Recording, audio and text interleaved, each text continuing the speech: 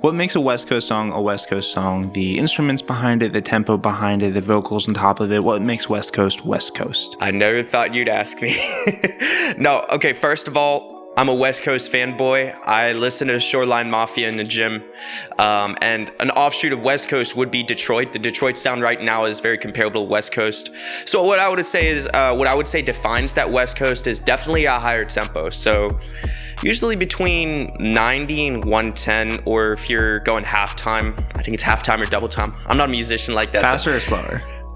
It's faster for sure, but like... Okay, so like 180 to 220. 180 to 220, yeah. Definitely that, which adds a high pace to it, so the rapper actually goes on it. They can rap slower but sound faster because the beat's faster. And it's super interesting because artists like E40, they innovated back then with, he basically influenced the offbeat but on-beat flow that Blueface does nowadays. And he did it by hopping on those really fast beats and sounding on time just because the beat had enough percussive elements in it to catch the syllables at any given point.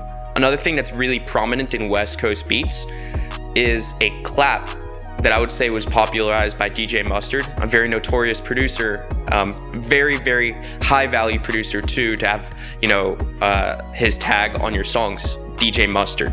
Now, one more element of the California rap, it would be the dirty bass. You gotta have your dirty bass.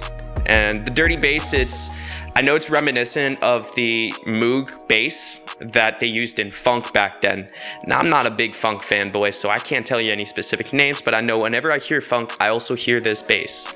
And it's an analog sound, it's coming from the Moog synthesizer, and it's like, it just sounds dirty. I can't really explain it. There was a song you were describing with it the other day, Bands by Shoreline Mafia. Bands by Shoreline Mafia has like a variation. It's a really altered Moog bass. It's kind of like what the original Moog bass has evolved to.